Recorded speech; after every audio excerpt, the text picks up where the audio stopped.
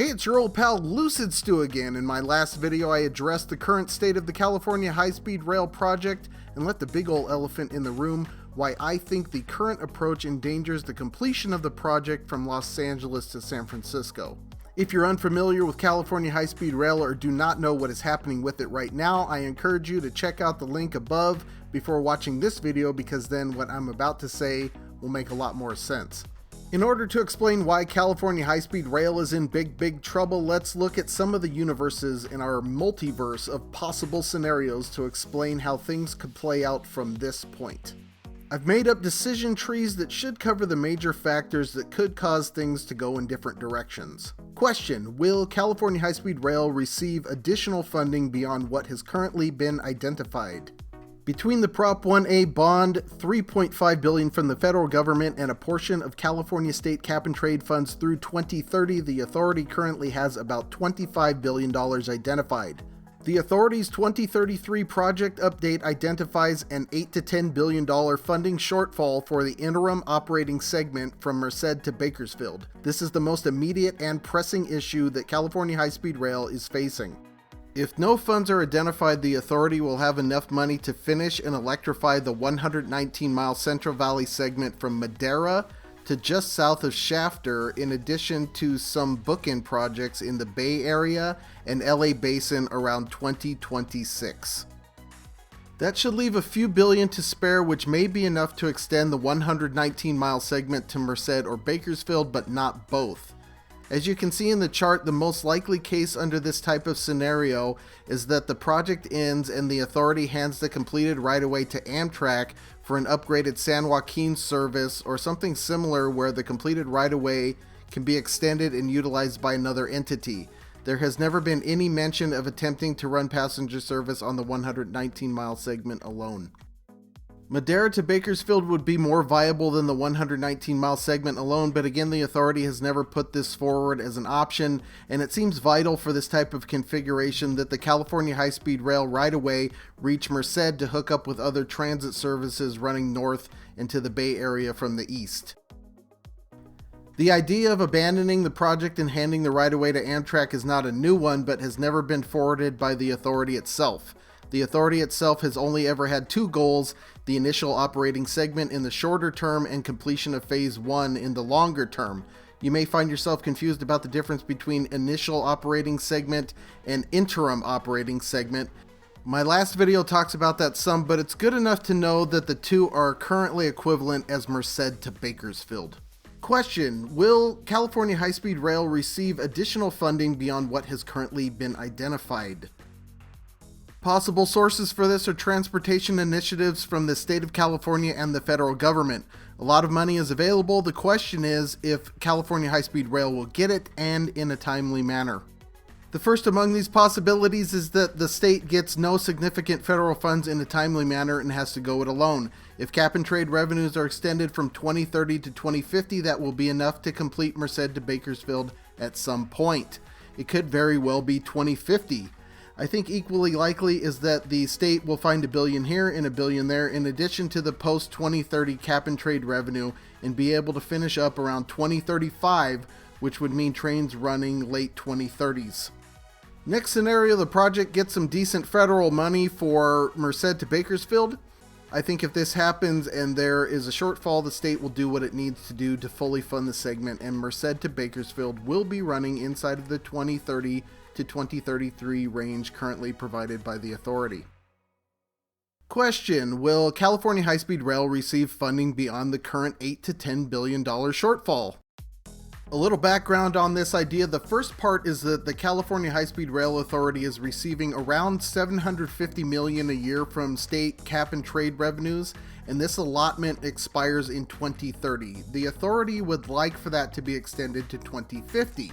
That would mean about $15 billion, or approximately $5 to $7 billion beyond the current Merced to Bakersfield shortfall.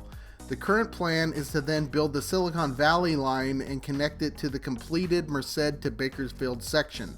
After that, the authority would endeavor to complete phase 1, San Francisco to Anaheim. Silicon Valley to Central Valley will cost $27 billion or more. Phase 1 beyond Merced to Bakersfield will cost $70 billion or more. There are no funds identified for these portions, and as mentioned earlier, Merced to Bakersfield is 8 to 10 billion short right now. This scenario, no funds beyond Merced to Bakersfield. Result, the project is completed between Merced and Bakersfield. California High-Speed Rail will run high-speed service on this line starting before 2034, and the remainder of Phase 1 San Francisco to Anaheim will be abandoned. Or Amtrak might run the service or something similar. There's a caveat in the law that California High-Speed Rail operations can't be subsidized, and Merced to Bakersfield will lose money. I'm not a lawyer, I don't know how that would play out legally. In the next scenario, the project does receive funds beyond the 8 to 10 billion Merced to Bakersfield shortfall. What happens here is highly contingent on the amount of funds California High-Speed Rail is able to pull in and when. Question: will funding be adequate to connect Silicon Valley and Central Valley? This is an important question for two reasons. One, it is the authorities' plan to build the Silicon Valley portion and connect it to Central Valley after Central Valley is complete. Two, it's going to cost in the range of 27 to 35 billion, assuming they get the funding in a reasonable time frame. Sooner equals cheaper. If the authority is not able to gather these types of funds, what happens next is contingent on how much they can get. However, as you can see in the chart, this means that they will be able to build and operate various disconnected combinations of the flatter, cheaper portions of the route. If the authority can get the money to connect Silicon Valley to Central Valley, trains will run from San Francisco to Bakersfield. How long it will take is a matter of when they can get the funding. If they could start tomorrow, there are logistical issues involved in ramping up production because they will be constructing Merced to Bakersfield for at least a few years. Merced to Bakersfield is our benchmark. That portion is 170 miles and is scheduled to take 11 years. Track from San Francisco to the Central Valley line is about the same distance. There are the Pacheco Pass tunnels that Central Valley didn't have to contend with, but it's highly unlikely those tunnels will take more than 11 years. As such, let's assume this section will take 11 years to construct as well. That gives us an earliest completion of 2034 and operating a few years later. If the trend of building as they fund continues, this would start more like 2031 when they can funnel the extended cap and trade money to it and operating more like mid-2040s. Beyond that follows the same logic. They're going to build and operate whatever they can get funding for. These are pretty simple ideas and they depend on funding simply showing up without any thought given to how that might happen. That is because the current projected cost of Phase 1, if it were fully funded in the next several years, is $106 billion, and as stated earlier, they have about $25 billion of that identified. This leaves an $80 billion shortfall with no source in place or even proposed that comes anywhere near this level of funding in the time frame where inflation wouldn't take the project cost beyond $106 billion. I'm going to indulge in some opinion and conjecture now to explain what I think the most likely outcomes are. The following opinions are contingent on the project progressing in roughly the same way it has to date. Merced to Bakersfield is $8 to $10 billion short. I think this portion of the project can and will happen. $8 billion doesn't seem like the tallest order, especially considering the types of money for infrastructure floating around out there. If the authority can get any meaningful percentage of that $8 billion from the federal government, the state legislature will find a way to bridge the gap. So I think Merced to Bakersfield will operate by 2035 at the latest. That is allowing for some delays in funding and or construction. If it doesn't happen by 2035, I think completion chance is just as likely. They'll simply keep limping along until it's done sometime before 2050, assuming cap and trade funds are extended. After that, the next big hill to climb is the $27 billion plus to get San Francisco to Bakersfield running. This one genuinely concerns me. With cap and trade revenues from 2030 to 2050, that gives us a shortfall in the $12 to $20 billion range, taking inflation into account. And man, that is a lot after we just got done talking about bridging an $8 to $10 billion gap. It also assumes all of that cap and trade money after 2030 will be available for this portion and that none was spent on Central Valley. I don't think the prospects are good, and if it does get done, it might take a long time, like 2050 long. I think they're going to come up short here and might end up doing something like San Francisco to Gilroy or Burbank to Anaheim or both, and leave the whole thing disconnected while simply never having enough funding to build the various tunnels between the flat sections. Doing both San Francisco to Gilroy and Burbank to Anaheim would cost about 17 to 24 billion. The variance is inflation. The authority would be in the ballpark with the cap and trade money, but depending on what gets built, they might need more money, and again, you could be talking about 2050 before it's all finished. I don't think San Francisco to Bakersfield will happen in the 2050 timeframe. I think it's a coin toss whether or not California high-speed rail trains ever run between San Francisco and Bakersfield, but it might be a couple of generations away if they do. Beyond that, the very biggest obstacle is Bakersfield to Burbank. This is the most expensive part of the project. It's 145 miles and would cost about $35 billion based on 2034 completion, which is near impossible considering they're talking about 2030 to 2033 for Merced to Bakersfield, and they don't even have the money to finish that. By the time they could get around to building these sections, the cost is going to be $50 or even $60 billion. Getting this done would require a seismic shift in politics or a very long time or both. I have zero faith this will be constructed, and as such, I believe the current base case scenario for California high-speed rail is service from San Francisco to Bakersfield and Burbank to Anaheim with no connection between Bakersfield and Burbank.